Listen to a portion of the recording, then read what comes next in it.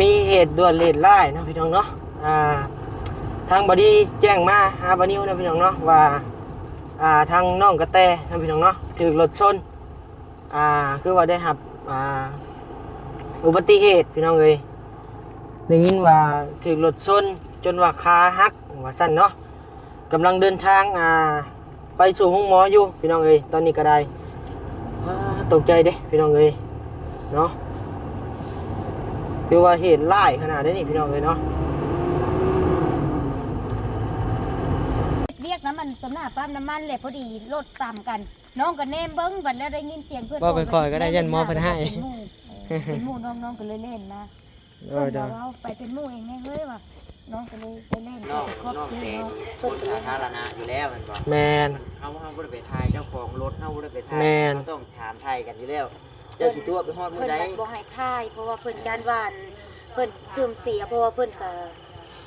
บ่เฮาบ่ถ่ายเอาหน้าเพิ่นนะเฮาถ่ายเอาหน้าช่องน้องแต่แม่ถ่ายเอาน้องแต่ซื้อได้ข่อยว่าน่ะแต่เพิ่นก็บ่ให้ถ่ายใครแม่นว่าถ่ายเพิ่นก็สิบ่ช่วยเหลือน้องแต่โอ้แน่นั่นแฮงแล้วเลยบ่เว้าเรื่องกฎหมายซะเรื่องว่าจะซอยหรือบ่ซอยน่ะเรื่องกฎหมายซะเนาะเกิดได้ทุกคนน่ะถ่ายในน้ำน้องแต่เนาะในน้ำน้องแต่คนเจ็บคนเป็นเฮาเยี่ยมยามข่าวกันอยู่แล้วว่าง่ายกับน้องแต่ก็เป็นคนที่หมนเฮาหักแพงซะเนาะบ่แม่นว่าข่อยมาถ่ายเสียนั่นอยู่เพราะว่าขาเพิ่นน่ะเพิ่นว่าจังได๋มันอยากเอียงไปทางข้างแล้วเพิ่นสิหักกลับคืนนะคะนะว่าง่ายกับคันหักก็สิหักบนคอนี่แหละแต่ว่าเพิ่นดามมันไปหัวเข่าลงเลยเด้ล่ะง่ายหักบิดแม่นบิดบนโทษนะแม่นชีวิตบนคอตีนเฮาแหละขออนุญาตนำเนาะชีวิตบนน่ะ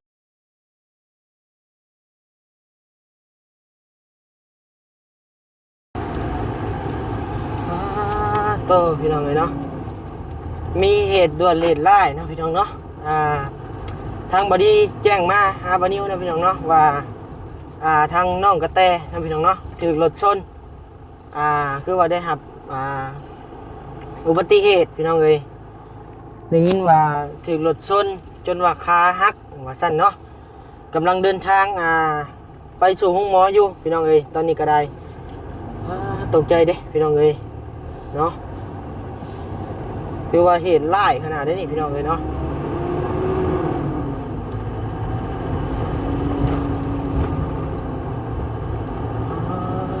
พี่น้องเลย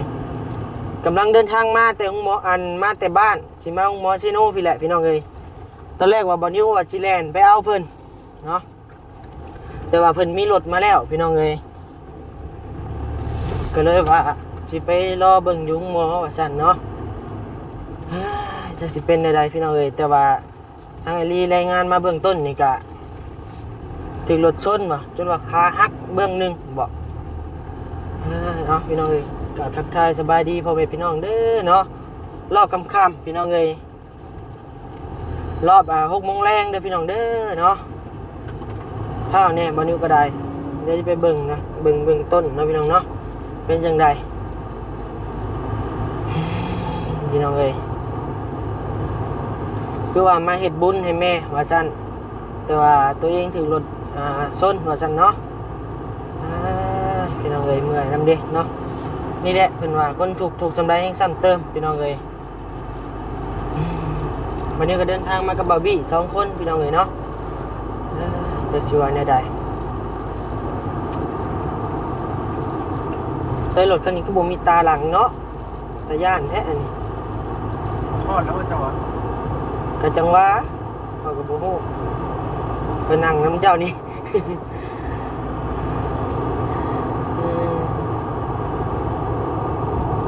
โอ้หล่นลายซ้ำพี่น้องเอ้ย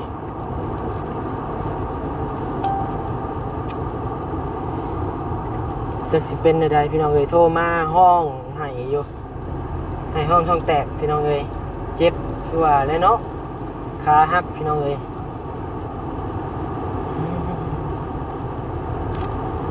ฮัตเตวิทเรื่องไล่มาวางได้นี้พี่น้องเอ้ยมาพ่ออีกละพ่อแม่ก็บ่มีพ่อก็อยู่ไกลแม่ก็ตายแล้วพี่น้องเอ้ยว่าง่ายกับจำผู้หญิงโตคนเดียวพี่น้องเอ้ยเนาะมีแต่ผัวและผัวก็อายุน้อยซักจังสิเป็นใดๆไปจังใดพี่น้องเอ้ย นี่แหละพี่น้องเอ้ยกำลังสิฮอดโรงหมอบ่นิวก็ได้เรื่องวันพันเหตุการณ์พี่น้องเอ้ย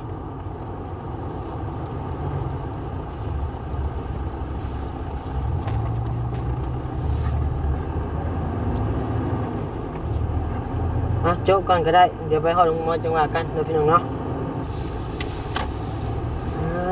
โตฮอดแล้วพี่น้องเอ้ยฮอดโรงหมอแล้วแต่ว่าบ่ฮู้ว่าทางน้องกระแตฮอดเลยบ่เนาะพี่น้องเนาะนี่แหละโรงหมอบ้านบ่นิวโรงหมอเมืองตัวนี้เนาะพี่น้องเนาะโตบ่นิวไปพาแม่น้องเทพเข้าโรงหมอนั่นน่ะเป็นโรงหมอกลุ่มที่ว่าเป็นโรงหมอทหารนั่นตัวน่ะพี่น้องเอ้ยอันนี้เป็นโรงหมอเมืองเฮาเองพี่น้องเอ้ยมาฮอดแล้วบ่คือสิยังบ่ฮอด ยังอยู่ ยัง เดี๋ยวรอเบิ่งก่อนพี่น้องเอ้ยตอนแรกว่าบ่นิวสิทางบริโทรมาเอ้า แมท เบิด เรียกน้ำมันตำหน้าปั๊มน้ำมันเลยพอดีรถตามกัน น้องก็แนมเบิ้งบัดแล้วได้ยินเสียงเพื่อน บ่ค่อยๆก็ได้ยันหมอเพิ่นให้ เป็นหมู่น้องก็เลยเล่นนะ เอ เพิ่ อน เด้อ ว่าไปเป็นหมู่เองไงเฮ้ยว่ะน้องก็เลยไปเล่นเข้าไปครอบเจ้น้องเพิ่นก็เลยให้มานำ แต่ว่าผู้สาวคนบ้านไหนเนี่ย คนปักเซบางไพว่ะ ใช่โหลดเลย รถพันสี่บาง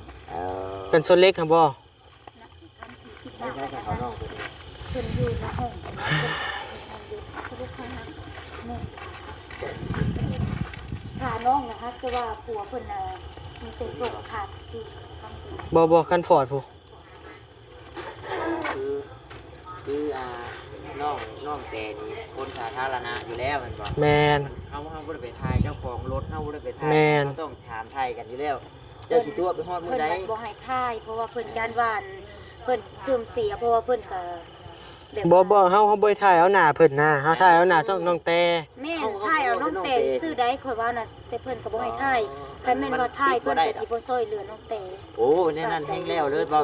เว้าเรื่องกฎหมายซะ ใช่ เรื่องว่าจะซอยหรือบ่ซอยนะเรื่องกฎหมายซะเนาะ น้องยังน้อยเนาะก็ให้ตาเนาะไปว่าเพิ่นเองน้องก็บ่เข้าใจเนาะแบบผู้ใหญ่เพิ่นเว้ากัน จำไปเว้านั่นนี่แฮงเจ้า เจ้าแฮงบ่นั่นก็อย่า ปัดความรับผิดชอบได้บ่อยาก ความรับผิดชอบนี่ต้องเว้าเรื่องกฎหมายเนาะเรื่องบนเฮาถ่ายนี่บ่เกี่ยวน้องแต่นี่เพราะว่าเป็นคนที่ว่าทีมงานทั้งง่ายเพิ่นช่วยเหลือเนาะ แม่น ตอนนี้เพิ่นยังเขา อ้าวน้องก็คิดว่าเพิ่นบ่ได้เป็นอย่างแฮงบัดแล่นไปก่อนแล้วเฮ้ยว่าเอาเองแน่เพิ่นห้องใส่น้องน่ะ โดย น้องเลยแล่นไปอุ้มเอาอุ้มให้เพิ่นขึ้นมานอนตักปัดวันเบิ่งขาเพิ่นบัดหักเลยขับ โอ้ เอา ค่าพับบ่ ขามันน่ะซื่อทั้งเทิงเลยแต่ว่าทั้งอุ้มมันว่ายไปทั้งไม้ โอ้ เลยโอ้ยน้องว่าโอ้ยเองอยากตายได้เพิ่นก็ว่าอย่างนี้เองอยากตาย ขนาดท่านไอ้ต้าเจ้าถ่ายเอารูปรถแล้วก็ถ่ายเอาป้ายเม่นน่ะเด้อ ใช่ อืมเฮาบ่มีหยังดอกถ่ายก็บ่ถ่ายเอาดอกหน้าเพิ่นเนาะ สบายดี ท้ายเสียงบ่ผิดอีหลีแม่นเป๊ะ เพิ่นบ่โทรหา นั่นสิชื่อเสียงเพิ่น โอ้อันนี้ทางไอรี่เพิ่นทักมาบอกเฮา คือเว้าแหละคือแม่นอยู่ว่าเพิ่นบ่ให้ทายเพิ่นเฮาก็บ่ได้ทาย แม่น แต่เฮาก็บ่ได้เว้าถึงเพิ่น แม่นใครสิถูกสิผิดเว้าเรื่องกฎหมายให้เพิ่นเว้ากันเอง เฮา เพ มา ราะว่าเพิ่นได้ยินเพิ่นเว่าน้ำน้องแบบนั้นนะผมขี่รถมาเลยไปฮอดนี่สุขไว้ตาถ่ายคลิปได้บ่อัดคลิปได้บ่แต่บ่ให้เห็นหน้าเจ้าให้เห็นแต่หน้าน้องแต่เพิ่นเว้าว่าบ่ได้ โอ้ย แต่แม่นว่าได้แล้วก็คือจบเลยการช่วยเหลือ เพิ่นเว้าว่าถ้าว่าถ่ายแล้วบ่รับผิดชอบอืม มันบ่ได้ บ่รับผิดชอบ เพราะว่าเฮาบ่ได้ไปประจานเพิ่นเด้อุบัติเห แม่น ตุ อุบัติเหตุมันเกิดได้ทุกคนน่ะ คือเฮานี่ถ่ายในน้ำน้องแต่เนาะในน้ำน้องแต่คนเจ็บคนเป็นเฮาเยี่ยมยามข่าวกันอยู่แล้ว โดย ว่าง่ายกับน้องเต้ก็เป็นคนที่หมวนเฮาหักแพงซะเนาะบ่แม่นว่าข่อยมาถ่าย เพิ่นก็ออกไปส่งน้องเพิ่นคนที่ถือผ้านั่น ใส่ผัวเพิ่นได้ พ ซะ อดีกลับมาอยู่ในห้องนํกันเพราะว่าเพิ่นกำลังชักยาให้พอดีกลับมากับเหมาะเจาะกับรถ โดย น้องกำลังเงินคนเครื่องเข้าห้านกำลังสิได้เลิกงานนะ ฮัลโหล ถ้ายังเขาโทรบอกเจ้าว่าตอนนี้น้องแต่นะถึงรถชนขาหักเขาอะ ค่อยเอามาส่งแม่นฮอดแล้ว เอาผู้ใดเขาอยู่นำลูกนะ อันเฮาทันได้เมื่อฮอดเอื้อนแบบว่าเฮากำลังคนเครื่องเข้าอันในห้านนะแม่บัดแล้วแหละพอดีได้ยินเสียงอันรถตามเลยเจ๊บอกให้เฮาแล่นออกมาเบิ่งแล้วเป็นอีแต่แล้วมันเว้าเฮ้ยไปน้ำเองแน่ไปห้องหมอน้ำเองแน่เลยเจ๊เฮารถให้มาจังได๋เฮาก็เมื่อแหละลูกก็อยู่นำมันแม่ข้าวเลยเฮาก็ทันได้กินฮอดข้าวครับ คือก็สิบ่พากันเข้าไปตอนนี้น้องเพิ่นเข้าไป โยมมันขาหักมันยัง มา เข่า เชื่อ หอม มา มั บัด นอ คื ยู่ อยืนล้มกันอยู่นี่พี่ แมนทั้ง เพิ่นเข้าไปหาหมอ อันเดียวหุด แมน มีแต่ถามหมอมาพุ่นแหละถาม ทำอาการทำข่าว ผัวมันกับเฮานี่แหละ การก่อนว่าน้องเพิ่นขาหักทำไรเนาะหรือว่าแค่ขอเท่า จังได๋เฮาก็เมื่อเออ โอเคจ้ะเนาะเอ้าเนี่ยมีแต่จังใดก็คือว่าแน่เฮาก็บ่ได้สิว่าหยังเพิ่นเนาะทายปกติคือเก่าแหละพี่น้อง โดย ไป้าจ้ะเนาะเดี๋ยวฉันเดี๋ยวสิเข้าไปเยียบไปช่วยเบิ่งก่อนนะแต่คือสิบ่ได้ถ่ายคลิปลงตอนต่อไปพี่น้องเนาะโอเคพี่น้องอุบัติเหตุเนาะเกิดขึ้นได้ทุกเมื่อจังใดก็ให้ระมัดระวังกันเด้อพี่น้องเด้อนะสบายดีเด้อท่านพี่น้องเด้อบ๊ายบาย ใช่แล้วเลยบ่นี่ แล้วถ่าย สบายแท้เลยดิ ตั้งแต่น้องเพิ่นโทรหาอยู่เพื่อนพากัน ออกมาแต่บ้านบ่ อยู่ห้องหมอเมืองนั่นเขาว่า ล้างเผาหนูกอด ถามว่าสิไปห้องหมอ ก็อยากกินหนูคือกัน โอ้ตะกี้ว่าจะไปห้องหมอเมืองบัดแล้วพอดีเพิ่นพามาห้องหมอนี่ อืม อย่างตัวนี้มันวัดเส้นทาง คือ อันน่ะมาเลยเนาะ เพิ่นมากับไผเพิ่นผู้เดียวบ่ 3คนนะ จริงคุณได้ ยิง2ชายนึง อืม แต่เพิ่นว่ามาแต่คน เฮา เอา บ่ได้ว่าหยังเพิ่น บ่ได้ถ่ายคลิปประจาน ตีได้น้องเตก็คนถ่ายคลิปอยู่แล้วพี่น้องเนาะ แม่ แต่ว่าพากันยืนเว้ากันอยู่นี่นั่นหมอเพิ่นเนี่ยเอาเข้าห้องอยู่ โดย เอาสิไปเชี่ยวยังบ่ได้เลย บ่ได้สมุดห้องหมอพี่น้องก็อาจจะฮู้แล้วแหละเนาะว่าห้องหมอเพิ่นมีกฎเกณฑ์แนวใดเนาะอืม ตัวเขาเองแล้วเนาะนี่ให้เขาบ่ได้สิทธิ์ทาง แม่ เพิ่นเข้าไปในนำบ่ แม่นเพิ่นว่าขอข้าวนายนำได้บ่เลยน้องก็เลยว่าออกไปรับอันเว้าตาให้เฮาแน่ว่า ไปจ้ะเข้าไปเบิ่ง ไปเดี๋ยวเข้าไปเบิ่งข้างในก่อนพี่น้องเอ้ยเป็นแนวใดเนาะอาการของน้องแต่เฮา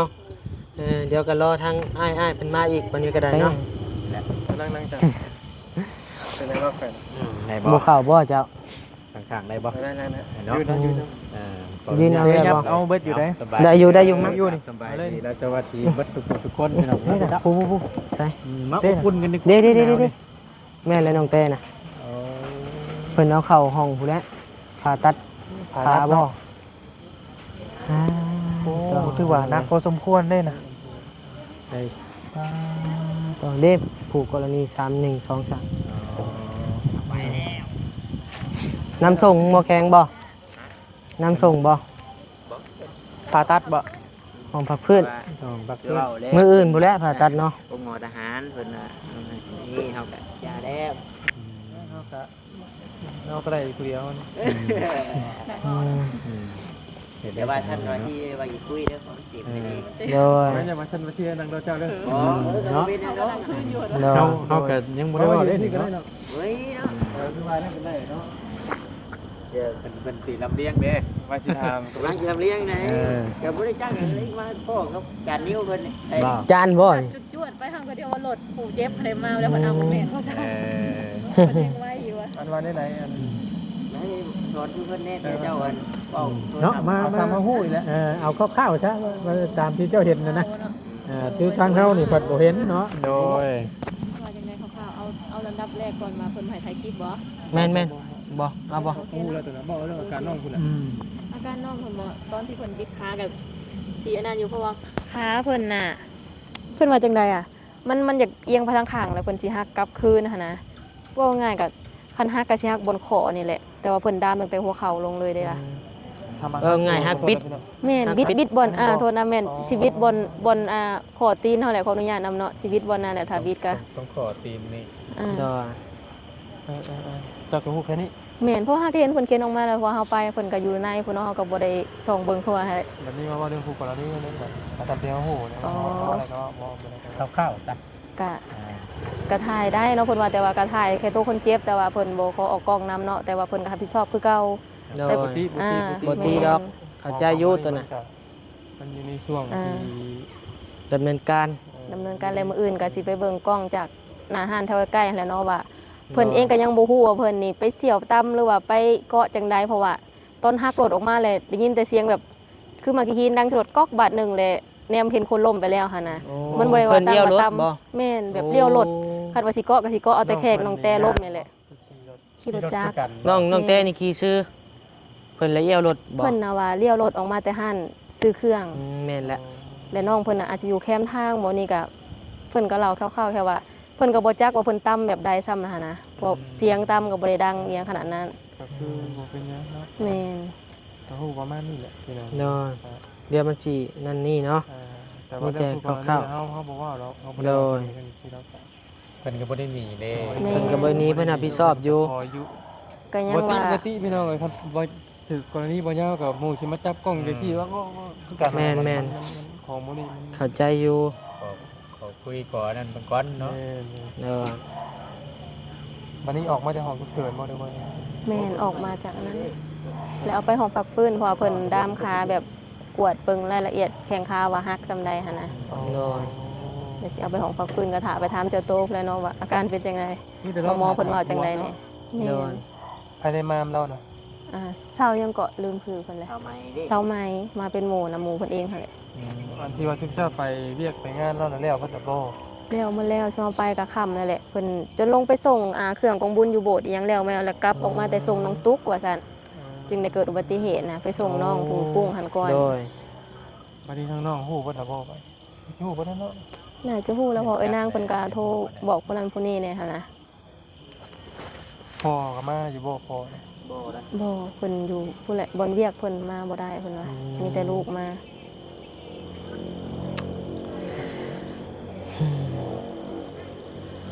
นี่แหละแล้วเนาะถ้า เนาะ จะถามเบิ่งเจ้าโตเพิ่นว่าอาการเป็นจังได๋เนี่ย เช่ เนาะ น้องกับเจ้า โดยขอบใจโดย ใจด้วยน้องเด้อ เพราะว่าเจ้าก็ฮู้ท่านก็ฮู้บ่หลายหรอก ก็มาพร้อมๆกันหั่นน่ะ โดย เนาะ ประมาณนั้นแหละพี่น้องเนาะก็คู่กรณีบ่ได้หนีเนาะ โดย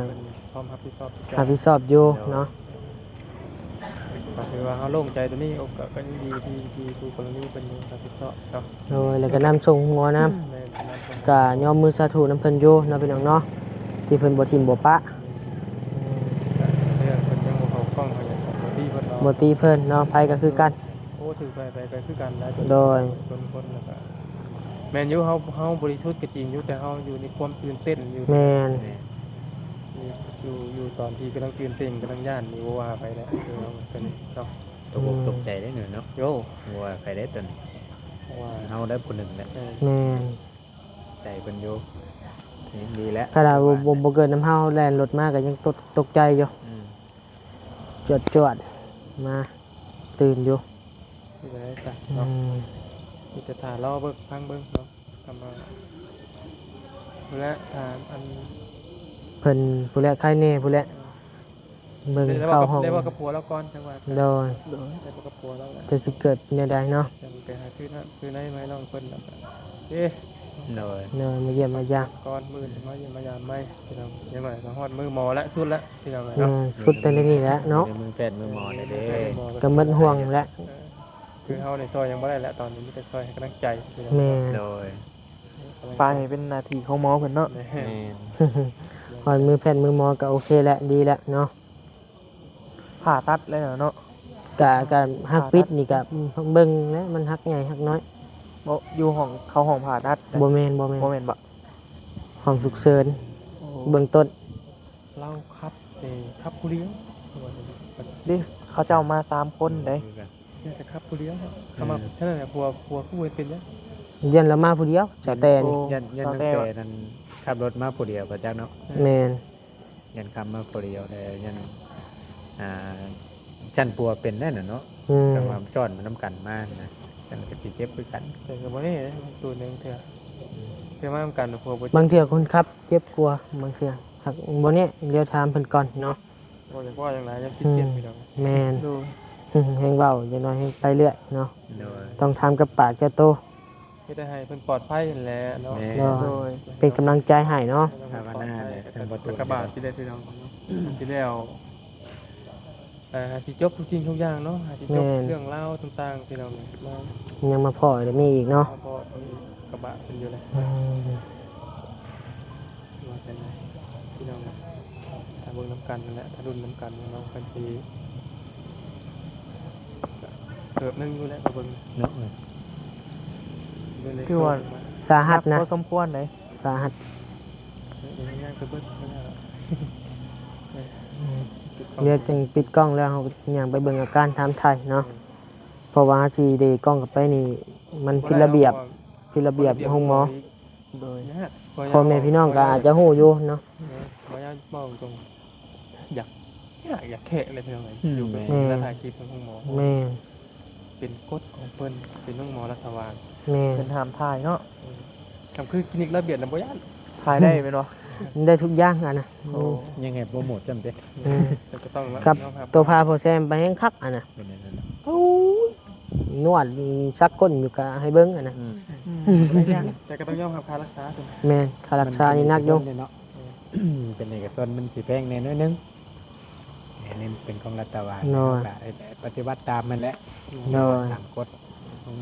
หมอเป็น ทางบานิวกะหาเต็มมือส่งแม่น้องเทพนี้กลับมาอีกแล้ววนเวียนกับหุงหมอนี่อืม 9 โมงประมาณ7 โมง 7 โมง เนาะ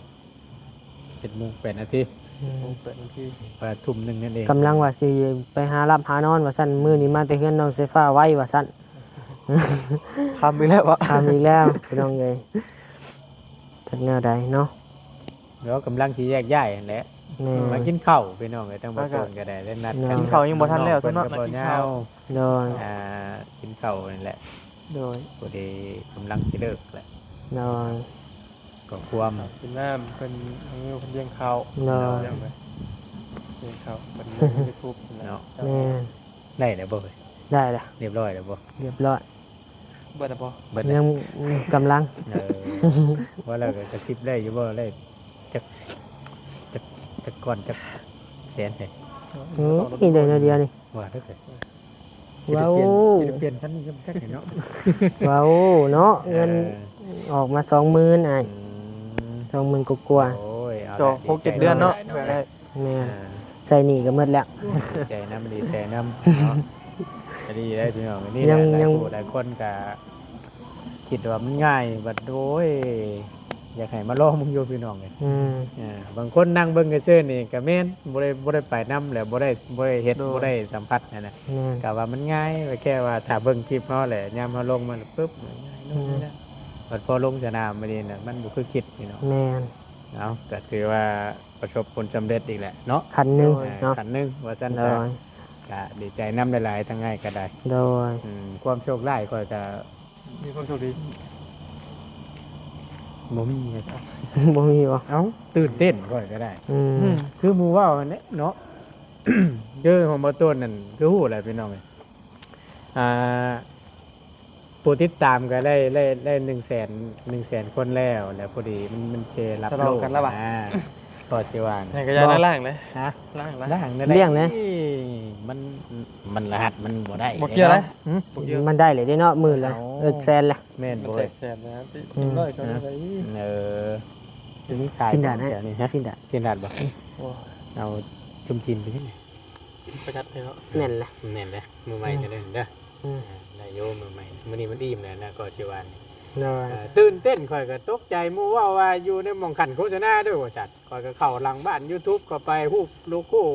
YouTube ไปเจออยู่ตกใจกดนอกบ้านนี่ อืม กลับไปใหม่มาคิดชน บ่เห็นเลย รหัสเพิ่นส่งมาให้ อืมแล้วเลยบาดนี่ มิดอิ่มซิมเพิ่นปล่อยเย็นนุ่งตมบาด อืม เสียได้ เนาะ สิได้โดนหมู่ อืมเข้าไปเบิ่งย้อนหลังอีเมลบ่ได้บ่ จังว่าเอ้ยมันมีบ่เนี่ยห มีติ แต่หมู่เคยผ่าน จังได๋บ่เคยผ่านจักเทื่อ คือ หาได้ทำเงินนี่ อยู่ อืมได้บ่ยาวได้บ่ลูก เรียบร้อยแล้ว มีเลยบ่นี่ โอ้ อืม เดี๋ยวหน้าเฮาได้ เดี๋ยวเอา2 คน เนาะบ่ลดนั่นน่ะลูกพี่ใหญ่เฮา อืมอยากปรารถนาคืออ้ายอยู่เนาะสิมีปัญญาได้ฮอดพุ่นอยู่บ่เนาะ ก็ได้ ฝากพ่อแม่ FC ในเด้อหลายๆช่องเนาะอยากมีคืออ้ายคือนุ่งอยู่โลเงินโลคำโลทองยังไงว่ากันไป ป้าคือว่าการตัวเนาะ อืม บ่เรื่องโรงพยาบาลก่อน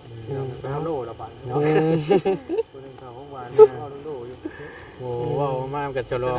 ฉลองเนาะ จังหวะกันเนาะจากเมืองการต้องการจักหน่อย เลย เนาะแต่ถ้าเบิ่งอันนี้เป็นคลิปจนสั้นซะ โดย ไป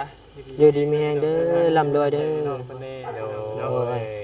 เอาอยู่ดีมีแฮงเด้อเนาะมาทุกผู้ทุกคนเนาะโดยสบายดีบ๊ายบาย กดเด้อ โดย รถต้นรถเลยเนาะ